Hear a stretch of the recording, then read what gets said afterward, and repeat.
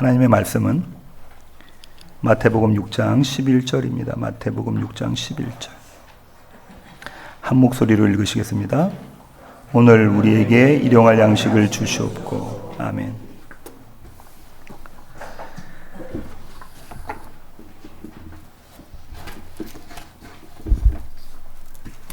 산상수훈 강의 25번째 시간입니다. 오늘은 마태복음 6장 11절의 말씀을 갖고 일용할 양식을 주시옵고 라는 제목으로 함께 나누겠습니다.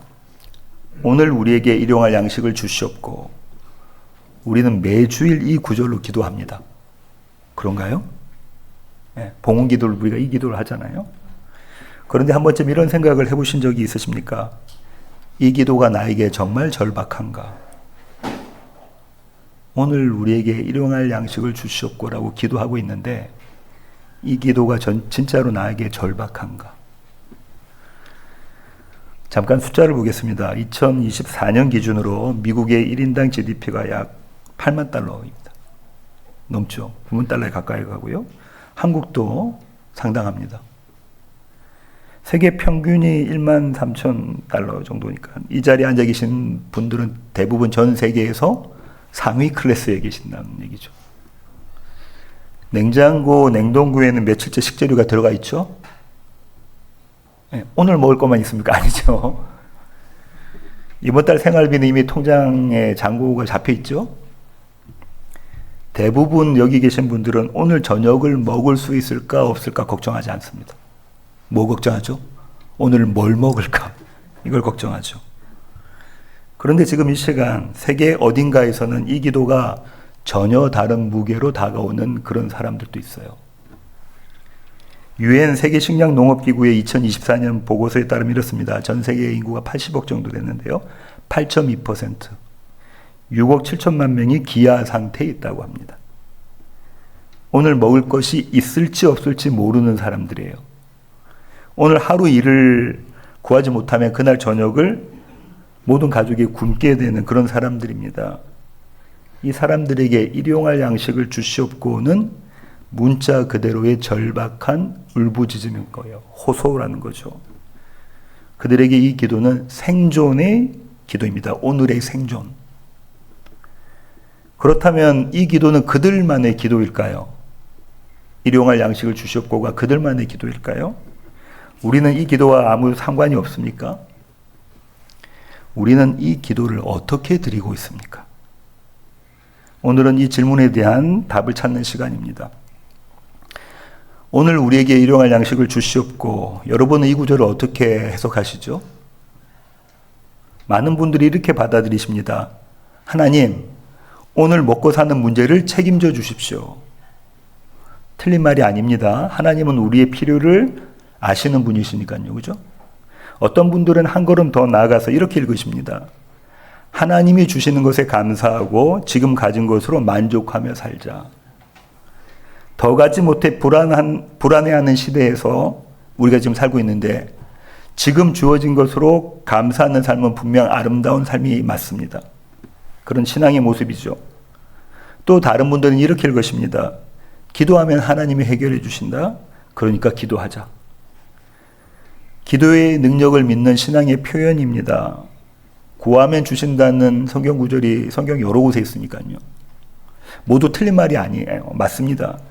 그런데 이 세 가지 읽기 방식에는 공통점이 하나가 있어요. 그게 뭐냐면요. 모두 나의 필요를 채우시는 하나님의 초점이 맞춰져 있어요. 나의 필요를 채우시는 하나님. 나의 생계, 나의 만족, 나의 문제 해결. 물론 하나님은 우리의 필요를 채우시는 분이 맞습니다. 그러나 이것이 이 기도의 전부일까요? 예수님이 이 기도를 가르치신 맥락을 따라가 보면 이 짧은 한 문장 안에 깊은 의미가 담겨져 있습니다. 그 의미를 나누기 전에 먼저 이 기도를 처음 들었던 사람들을 한번 살펴보기를 원합니다. 그들의 삶의 자리를 보기 원해요. 예수님이 이 기도를 가르치셨을 때 그 자리에 있었던 사람들은 유대인들입니다. 그런가요? 마태복음의 1차 독자가 누구죠? 유대인입니다. 1세기 팔레스타인은요, 극단적인 양극화 사회였어요. 토지를 소유한 엘리트 계층이, 그러니까 지주죠. 전체 인구의 3%에 불과합니다. 나머지 97%는 그 아래에서 사는 거예요. 학자들의 연구에 따르면요, 당시 인구의 약 68%가 최저 생활도 못했다고 그래요. 하루에 한 끼 먹기가 힘들었다는 거죠. 그 중에서 가장 불안한 자리에 있던 사람들이 날품팔이하는 사람들입니다. 하루 먹고 하루 사는 사람들. 이들은 소작인조차 못 되는 거예요. 소작인은 그래도 일을 하고 나면 추수가 되면 얼마를 몇 퍼센트를 갖고 오잖아요. 그것도 안 되는 거예요. 날마다 시장에 나가서 그날 할 일, 그날 일을 기다렸던 사람들입니다. 하루 일하면 그날 먹을 수 있고 하루 일을 못하면 그날 굶어야 되는 사람들이에요. 예수님은 마태복음 20장에서 이들의 삶을 직접 비유로 하셨죠. 포도원 주인이 이른 아침부터 오후 5시까지 수차례 시장에 나가 일꾼을 고용합니다. 오후 5시에 고용된 자들에게는 하루 임금인 한 데나리온을 지불한다는 것이 이 비유의 핵심이에요. 그죠? 오후 5시에 왔는데도 한 데나리온이 하루 품삯이거든요. 근데 이것은요, 하나님께서 그렇게 관용하시다, 자비로우시다, 거기에만 포커스가 있는 게 아니라 오후 5시까지 일을 구하지 못하는 자들의 가족은 그날 저녁에 밥을 먹지 못하는 겁니다. 하루 임금은 한 가족의 하루 생계를 겨우 유지할 수 있는 수준이었기 때문에 그래요. 이런 삶을 사는 사람들에게 오늘 우리에게 일용할 양식을 주시옵고라는 기도를 들었을 때 주님이 지금 그들에게 그 말씀하셨단 말이에요. 이들의 반응은 어땠을까요? 저와 여러분의 반응과 다르단 말이에요. 그죠? 즉각적인 공감이었을 겁니다. 이 기도는 그들의 삶 자체였어요. 오늘 먹을 것이 있을까? 없을까? 오늘 일을 구할 수 있을까? 없을까? 그 불안과 긴장 속에서 살아가는 사람들에게 예수님이 바로 그 자리에서 그 필요를 가지고 아버지께 나오라고 지금 말씀하고 계시는 거예요. 이 기도는 처음부터 삶의 현장에서 태어난 기도입니다. 그런데 이 기도를 들은 유대인들에게는 또 다른 반응이 있었을 거예요. 그들은요, 떡, 하늘, 오늘이라는 조합을 듣는 순간 한 사건을 떠올렸을 겁니다. 그 사건이 뭐죠? 출애굽 만나의 사건입니다. 광야에서 이스라엘 백성이 먹을 것이 없어서 울부짖었을 때에 하나님께서는 하늘에서 만나를 내려주셨습니다. 그런데 이 만나에는 엄격한 규칙이 따랐어요. 먼저 하루치만 거두어야 했습니다. 더 많이 거두면 어떻게 되죠? 썩습니다. 안식일 전날은 이틀치를 거둘 수 있었습니다. 매일 아침 새로 주어진 거예요. 매일매일. 이 규칙은 단순한 식량 배급의 문제가 아니었습니다. 신명기 8장 3절에는 그 의미를 이렇게 해석합니다. 신명기 8장 3절입니다. 여러분이 읽어주시겠습니다.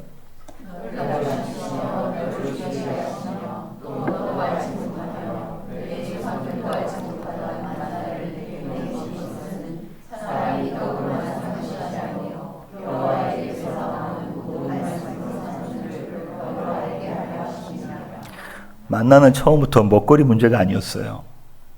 먹거리 문제로 시작했죠. 근데 먹거리 문제로 그치지 않습니다. 매일 하나님을 바라보는 훈련이었고요. 오직 하나님의 말씀으로 사는 자를 만들어가는 과정이었습니다. 그런데 여기서 한 가지 질문이 생깁니다. 오늘 이 짧은 구절 안에 헬라어 단어가 있는데 아주 낯선 단어예요.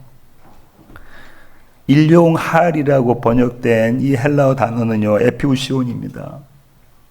당시 일상적으로 쓰이던 단어가 아니에요. 성경에 딱 2번 나옵니다. 오늘 이 구절과 누가복음 11장 3절에만 나와요. 3세기 신학자인 오리겐은요, 이 단어 자체를 본 적이 없다고 이야기해요. 자, 보세요. 그 당시에는 헬라어를 사용했습니다. 그 다음에 라틴어를 사용했죠. 근데 오리겐이 그렇게 이야기하고 있는 거예요. 이 단어를 내가 본 적이 없다. 헬라 문헌에서도 발견되지 않았다고 하고요. 오늘날 현대 학자들도 그래요. 고대 헬라 문헌을 살펴봐도 발견하지 못했다는 겁니다. 일상적인 먹거리를 말씀하셨다면 얼마든지 흔히 쓰이는 단어를 사용하실 수 있는데 주님은 왜 이렇게 찾기도 힘든 이 단어를 쓰셨을까요? 그 안에 담으려고 하신 주님의 뜻이 무엇일까요?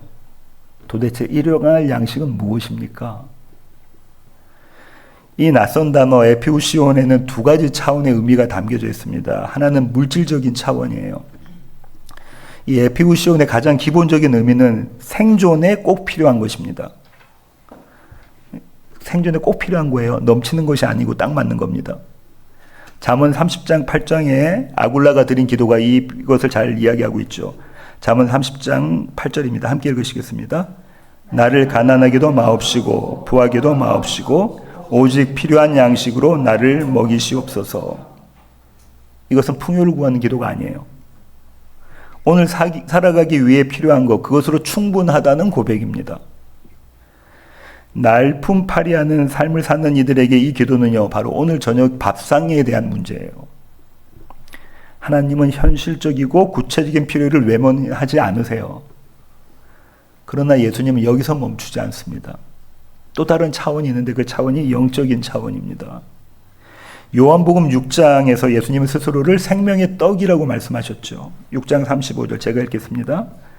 나는 생명의 떡이니 내게 오는 자는 결코 줄이지 아니할 터요 나를 믿는 자는 영원히 목마르지 아니하리라. 만나가 광야에서 이스라엘을 살린 하늘의 떡이었다면 예수님은 그 만나가 가리키고 있는, 만나는 모형이니까요, 만나가 가리키고 있는 참 떡이라는 말씀이시죠. 앞서 이야기한 교부 오리게는요, 에피우시온 안에 있는 이 일용할 양식을 이렇게 해석했습니다. 제가 한번 읽어볼게요. 우리의 이성적 본성에 가장 필요한 것, 영혼의 복과 능력을 부여하는 것, 하나님의 말씀 자체. 그러니까 일용할 양식을 뭐라고 해석했다고요? 3세기 신학자들이, 교부들이 어떻게 얘기했냐면 하나님의 말씀. 그러므로 일용할 양식을 주시옵고는 단순히 오늘 먹을 것을 달라는 청원이 아닙니다. 생명의 떡이신 예수님을 오늘 또 공급해 달라는 기도예요. 그런데 여기서 중요한 것이 있습니다. 우리는 언제나 물질적인 차원에서 시작합니다. 그것이 우리의 일상이기 때문에 그래요. 그렇죠? 오늘의 밥상, 감당해야 될 일들, 오늘의 청구서, 터진 사건들, 우리는 그 자리에서 기도하게 된다고요.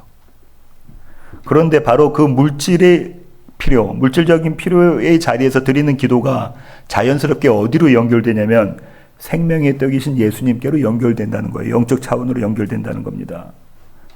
물질의 자리와 영적인 자리가 만나는 겁니다.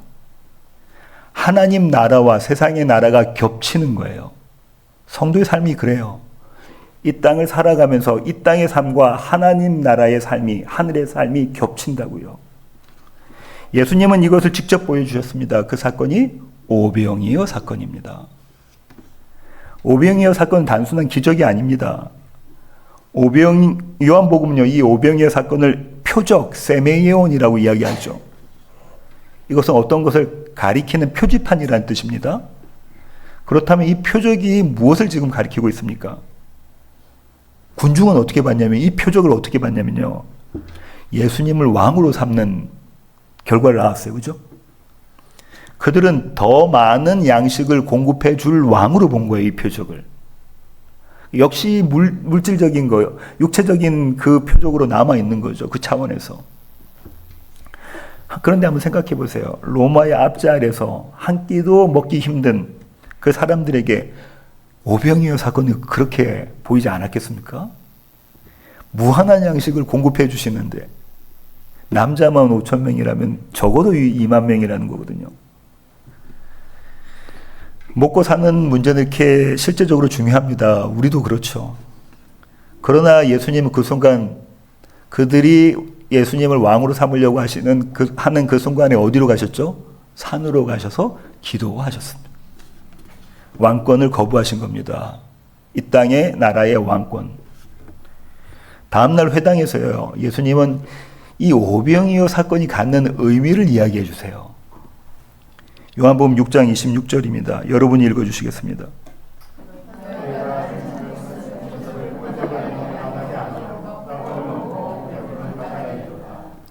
그리고 선언하십니다. 모세가 너에게 하늘로부터 떡을 준 것이 아니라 내 아버지가 너에게 하늘로부터 참떡을 주시나니. 참떡은 만나는 참떡의 그림자라는 거예요. 모형이라는 거죠. 그리고 참떡은 예수님 자신이라고 지금 선언하고 계시는 겁니다. 그러므로 오병이어는 만나 사건이 반복된 게 아닙니다. 만나 사건이 성취된 거예요. 왜요? 그 자리에 예수님이 계시니까. 요한복음 6장 63절에서 예수님은 이것을 이렇게 마무리하십니다. 제가 읽겠습니다. 살리는 것은 영이니 육은 무익하니라. 내가 너희에게 이른 말은 영이요 생명이라. 오늘 우리에게 필요한 양식은 육의 떡만으로 채워지지 않습니다. 물질적 차원에서 시작하지만 그 기도는 자연스럽게 생명의 떡이신 예수님께로 이어집니다. 그렇게 향하게 되어져 있어요. 이 기도를 드리는 자는 그 물질의 자리에서 예수님을 만난다는 거예요. 물질의 자리가 무엇을 먹을까? 무엇을 마실까? 나에게 이런 문제, 우리 자녀의 문제, 여러 가지 문제들이 있잖아요. 그 자리, 그 기도하는 자리에서 무엇을 만난다고요? 그리스도 예수를 만난다는 거예요. 이것이 하나님 나라와 세상 나라가 만나는 접점입니다. 이 한 단어 에피우시온 안에 오늘의 밥상과 생명의 떡이 동시에 들어가 있습니다. 땅의 현실과 하늘의 현실이 오늘의 시간과 하나님 나라의 시간이 이 한 단어 안에 만납니다. 그런데 바로 여기서 우리에게 아주 현실적인 질문이 생깁니다. 이 기도를 드리며 이 땅을 사는 우리의 삶은 어떠해야 합니까? 2년 전에 제가 우리 교회에 청빙 받고 그 해였던 것 같아요. 10월 1일 날 청빙 받았으니까 11월 달이었는데요. 그때 주총회, 우리 교단의 주총회가 있죠. 워싱턴주와 오레곤주를 합쳐서요. 거기서 세미나가 열렸는데 세미나의 한 세션의 제목이 이겁니다. 목회자의 은퇴 준비. 반드시 재정적 준비를 하라고 합니다. 보험을 들고 연금을 준비하고 저축을 하라고 해요. 우리 교회도 저희 부부를 위해서 가이드스톤에서 일정 금액을 퇴직연금을 지금 납입하고 계십니다. 이것이 잘못된 것입니까? 오늘 본문대로라면 미래를 위한 준비를 아예 하지 말아야 하는 건가요? 그런가요? 성경은 무엇이라고 이야기하고 있는지 한번 입장을 보겠습니다. 창세기 41장을 보시면요. 요셉이 애굽에 갔을 때 애굽의 총리 대신이 될 그때에 7년 흉년이 있었죠. 7년 풍년이 있었죠. 그 7년 풍년은 무엇을 준비했냐면 7년 흉년을 준비했습니다. 곡식을 저장했죠. 이것이 하나님께서 주신 지혜의 산물이라고 성경은 기록하고 있어요. 왜냐하면 여기에 이스라엘의 구원이 있기 때문에 그렇죠. 농부가 씨를 뿌리고 김을 메고 타작하고 곡식을 창고에 보관하는 것도 사실은 다 무엇 하는 거냐면 내일을 준비하는 겁니다. 이러한 준비 자체를 성경은 죄라고 말하고 있지 않아요. 누가복음 12장에는 어리석은 부자의 비유가 나옵니다. 풍성한 소확을 하고 배를 두드리면서 그는 이렇게 말합니다. 누가복음 12장 19절입니다. 제가 읽겠습니다. 또 내가 내 영혼에게 이르되 영혼아 여러 해 쓸 물건을 많이 쌓아두었으니 평안히 쉬고 먹고 마시고 즐거워하자 하리라 하되. 하나님 없이 이웃 없이 오직 자신의 안전을 위해 쌓았고 그 싸움이 그의 신이 된 것이 문제였습니다. 그날 밤 하나님은 말씀하십니다. 오늘 밤에 내 영혼을 도로 찾으리니. 모든 준비가 하루아침에 무너지는 거죠. 농부의 모든 수고와 준비가 홍수 한 번에, 전쟁 한 번에, 화재 한 번에 사라지는 것처럼 그렇게 사라져버리는 겁니다. 욥이 그것을 경험했죠. 예수님은 이걸 알라고 하신 겁니다. 우리가 거두어야 할 참 가치가 어디에 있는지를 똑똑히 보라라는 거예요. 근데 이 긴장이 생기는 이유가 뭘까요? 하나님의 말씀과 우리의 삶 가운데에 긴장이 있잖아요. 생기는 이유가 뭘까요? 우리가 본능적으로 이 땅의 가치로 하나님의 말씀을 읽기 때문에 그렇습니다. 이 땅의 가치는 이런 겁니다.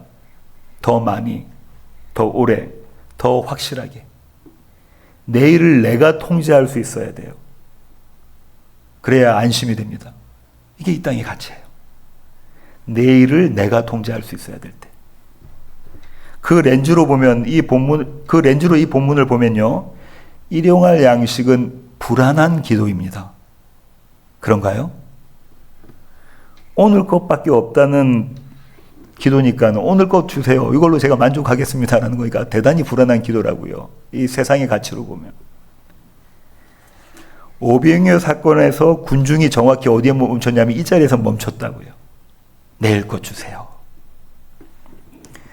그들은 기적의 떡을 보고 더 많은 이 땅의 양식을 보장해 줄 왕을 원했습니다. 물질적 차원에서 시작했지만 거기서 한 걸음 더 나아가지 못했죠. 여기 두 나라의 가치가 충돌하는 바로 그 지점에 무엇이 서 있냐면 기도가 서 있다고. 왜냐하면 우리 모두가 그 자리에 서거든요. 이 긴장을 어떻게 풀어야 될까요? 신학자 탐 라이트는 이렇게 이야기합니다. 마태복음 6장 전체를 이렇게 해석하는데요. 제가 읽어보겠습니다. 핵심 질문은 무엇을 하느냐가 아니라 무엇이 마음에 있느냐이다. 무엇을 하느냐가 아니라 내 마음에 무엇이 있느냐. 이것이 이 긴장을 푸는 열쇠입니다. 보험을 드는 것 자체가 죄가 아닙니다. 연금을 준비하는 것이 믿음 없는 행동이 아닙니다. 농부가 씨를 뿌리고 곡식을 보관하는 것이 하나님을 신뢰하지 않는 것이 아니에요. 우리는 성실히 일을 하고 미래를 준비해야 합니다. 문제는 그 준비가 마음의 중심에 있을 때예요. 그렇게 준비하는 것에 온 정신이 가 있을 때라고요. 그 보험이 없으면 불안하고 보험이 있으면 하나님 없이도 살 수 있을 것 같고 말은 그렇게 안 하죠.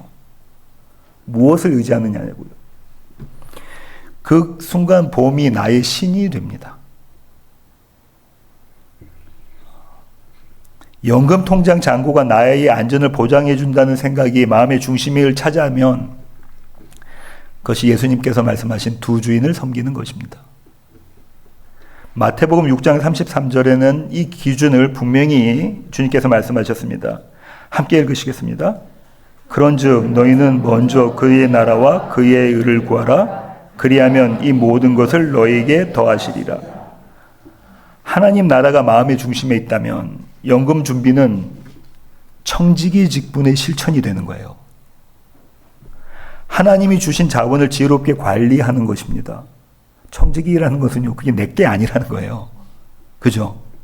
성실히 준비하고 있지만 그것이 내 거가 아니라는 거예요. 언제 가져가실 수 있어요. 그죠? 그러나 연금 준비가 마음의 중심에 오면, 그것이 나의 신이 되면, 거기서부터 모든 것을 조율한다면 그것은 우상을 섬기는 것입니다.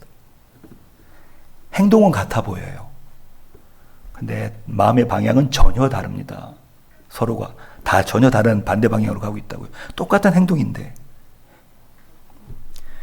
그런데 이 마음의 중심, 즉 그리스도 안의 자족은 사전적 의미가 아니에요. 마음의 중심이 하나님 나라로 향할 수 있는 이유가 있어야 됩니다. 우리는 마음의 중심, 자족을 어떻게 이야기하냐면 사전적 의미로 생각한다고요.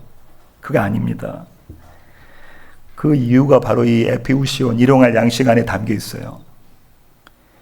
생명의 떡이신 예수님이 오늘 나와 함께 계십니다. 그것뿐만으로 충분합니다가 자족이에요. 이것이 자족입니다. 사도 바울은 빌립보서 4장에서 이렇게 고백합니다. 빌립보서 4장 11절부터 13절 한 절씩 교독하시겠습니다. 내가 궁핍함으로 말하는 것이 아니니라. 어떠한 형편에든지 나는 자족하기를 배웠노라.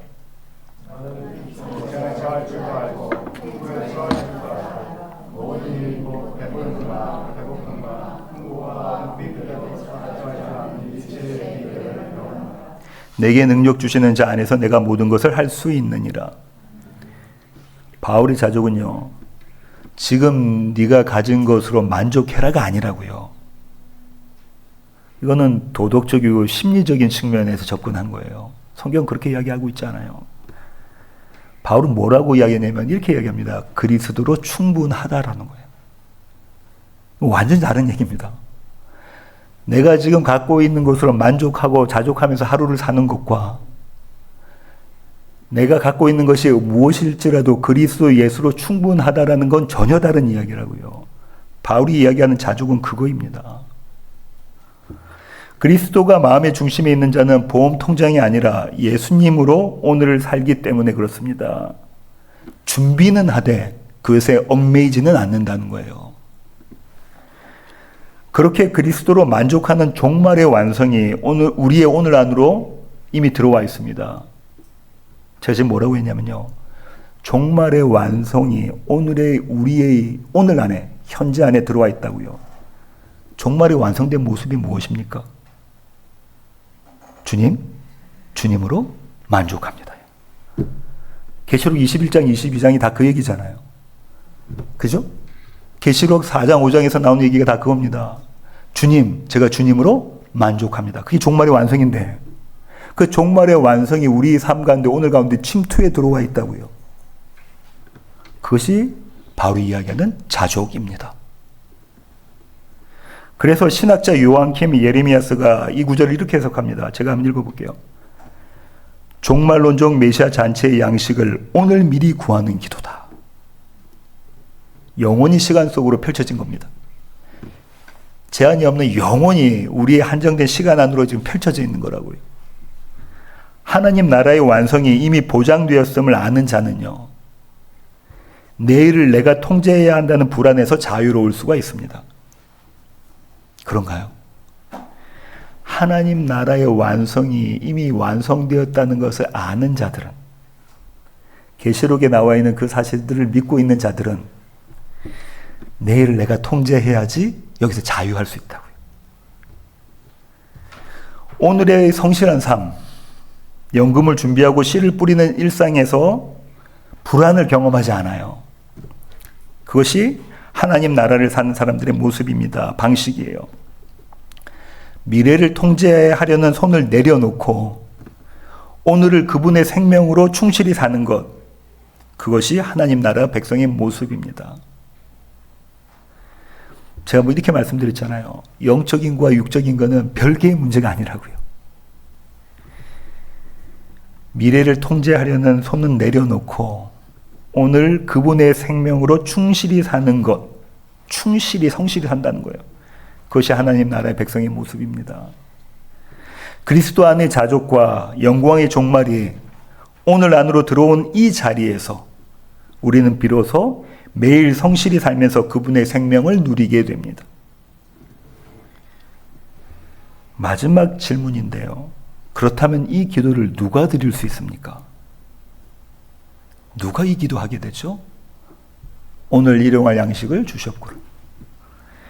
성경은 이 기도를 드리는 자를 고아와 과부라고 말합니다. 그들은 일용할 양식을 구할 수밖에 없어요. 그런가요? 당시의 과부는 살아갈 방편이 없는 겁니다. 당시의 고아도 먹고 지낼 방편이 없는 거예요. 하나님은 고아의 아버지시고 과부의 남편 되십니다. 언제나 그들의 편이세요. 성경은 그거를 여러 번 이야기하죠. 신명기 10장 18절입니다. 제가 읽겠습니다. 그는 고아와 과부를 위하여 정의를 행하시며, 시편 68편 5절입니다. 여러분 읽어주십시오. 왜 하나님이 이들의 하나님이 되실까요?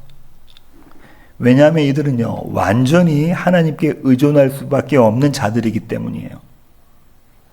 그들에게는 스스로 내일을 확보할 수단이 없어요. 그들은 내일이 없어요. 오늘입니다.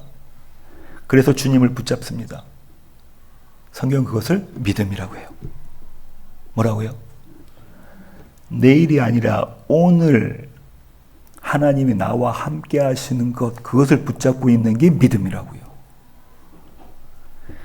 일용할 양식을 주셨군라는 이 기도는요, 저와 여러분이 어떻게 되는 거냐면요, 우리 스스로를 고아와 과부의 자리에 놓는 기도예요. 우리 스스로를 고아와 과부의 자리에 갖다 놓는 기도가 일용할 양식을 주셨고입니다. 물질적 의존을 넘어 생명의 떡이신 예수님 없이는 오늘 하루도 살 수 없음을 고백하는 기도입니다. 종말에 완성될 천국잔치의 양식을 오늘 이 자리에서 받아 먹는 기도예요. 주님 주신다 하셨으니까요. 여기서 좀 더 깊은 질문이 있는데요. 과연 우리는 이 마음을 우리 스스로 만들어낼 수 있는가라는 겁니다. 하나님 나라를 중심에 두고 오늘 것으로 만족하며 내일을 하나님께 맡기는 마음, 이 마음이 우리 안에서 자연스럽게 나와집니까? 아니요. 솔직히 말씀드리면 그렇지 않습니다. 목사님 저도 마찬가지예요. 여기에 이 기도의 비밀이 있습니다. 일용할 양식을 주셨고는 처음부터 우리가 드릴 수 없는 기도예요.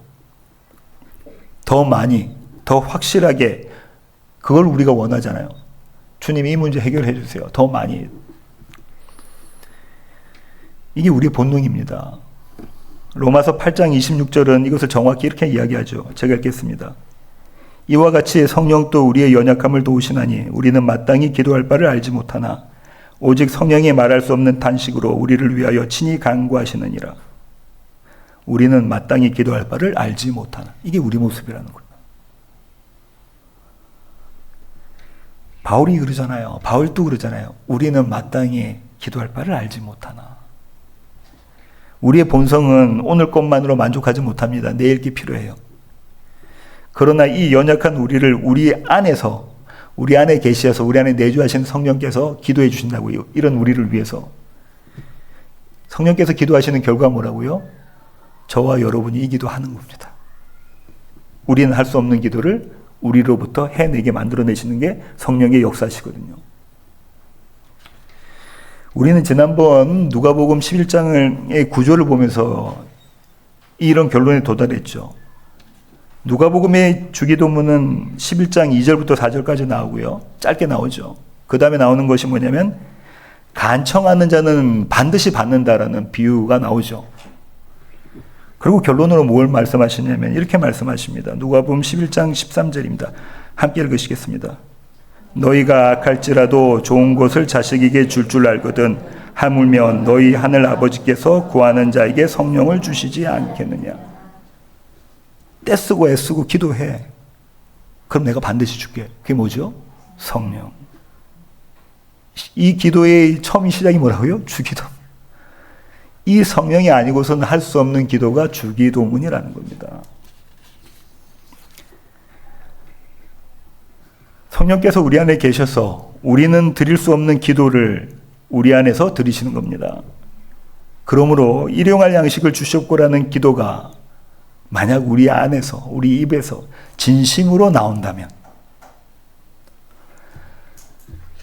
오늘 우리에게 일용할 양식을 주셨고라는 그 기도가 진심으로 우리에게 나온다면 그건 우리의 것이 아니라 하나님의 생명인 겁니다.